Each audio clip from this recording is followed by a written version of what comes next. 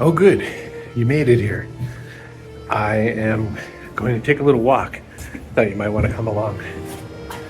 You know, one of the best things that we can do together is just spend a little time. Maybe you've got a snack.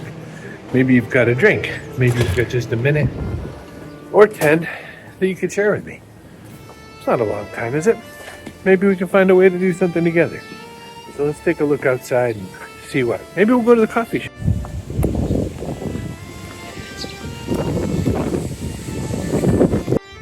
That's not so bad. This morning, it's cold and it is so windy out here. I hope the audio doesn't reflect that. It's morning time, it's golden hour. You know, if we're having rough times, one thing we can do is hold on to the bit we can do something about, right? I mean, come over here. Come, look over.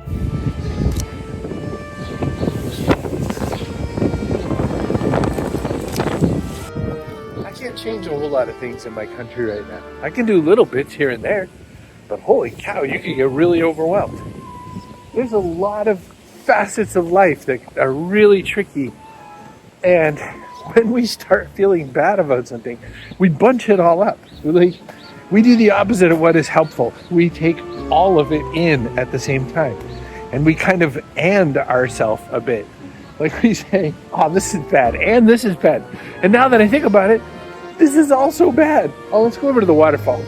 And so it's not a really easy way to figure stuff out, is it? Because next thing you know, you're just stacking all the things that could go wrong. So one trick of meditation is you can slow stuff down for a minute. You can just say, I can only take one photo at a time. I can only shoot one thing. And so it's a way to remind yourself that even if there's a lot of ground to cover, you can only give it what you can give it at any one time. Wow. Take a look at this.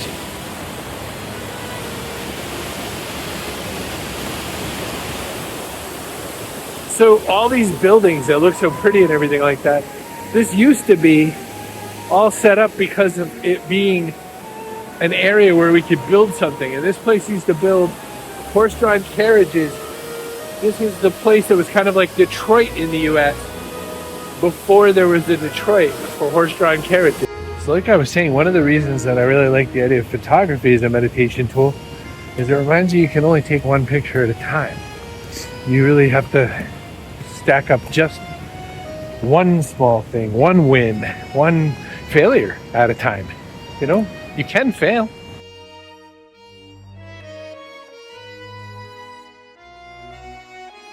I mean, I made a video on failure, but nobody watched it. But the point I was making was that if you see failure as just another thing that can happen, it's no big deal. I just watched a guy make bread. That's his only job. He's a bread maker. He does it in a kind of isolated place.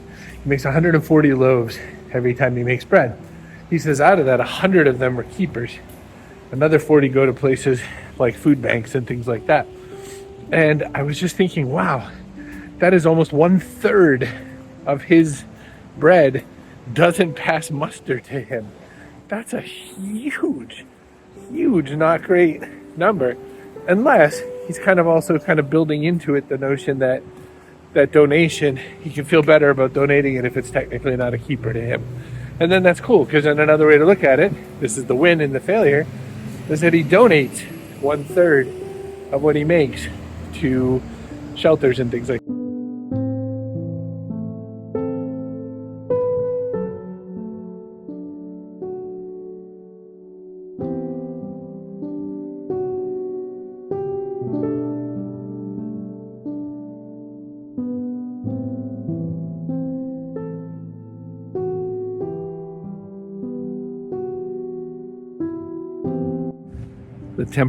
The temperature out here is below freezing, and I sat down onto these metal chairs, and my undercarriage is freezing. It just fabric pants, but came in contact with a cold metal chair.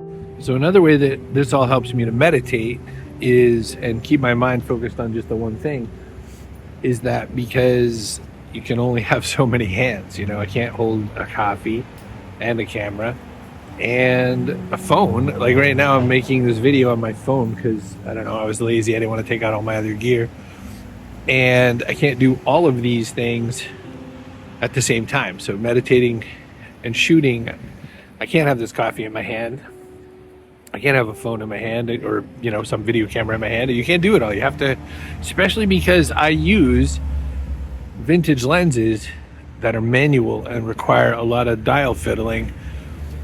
It means that I stay in my frame and I look through and I look at what kind of picture I might be able to take.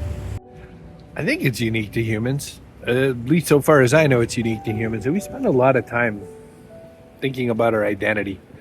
Who am I is a question that we ask a lot. And it's easy sometimes when things are going a little rough, it's easy to feel a little shaken in that. I mean, what if you lose your job? If you lose your job, a lot of us tie our identity to it, right? So maybe that's one area that can happen. But there's so many other ways, what kind of people do you love or not love? What kind of place defines you? I'm the kind of person who, right? Like there's so many things that can kind of get us messed up. Another way that I think that we could use photography as meditation is that we can all be photographers. We can all be light catchers. We can all be out there trying to take a box with a hole in it and get some light into it and make something come out the other side that we're pleased with. It is so cold out here. You and I have to go for a walk. I almost never order hot drinks, but it was so cold I couldn't even think straight. So there you go. There's my identity. I'm the kind of guy who orders cold drinks even in the cold of winter, but not today. So I think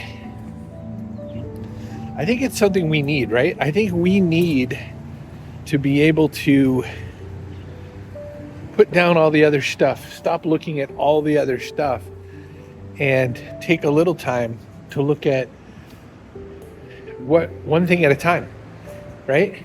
I mean, isn't that the Alcoholics Anonymous motto, one day at a time? Maybe we can just be together in this moment. You can have your snack or your drink. You can have me playing in the background even. I heard that one the other day. I like to watch you. You have a very soothing nature about you, and it makes me put you on and do other things. Hey, fine by me. At least we're spending time together, right? You can work on your work.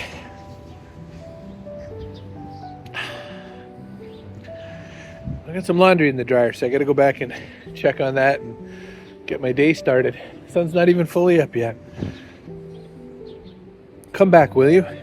Drop me an email if you need, chris@chrisbrogan.com. We're working on a challenge right now where you show me something about where you are in the world. You connect with me, just like we connected over some coffee today.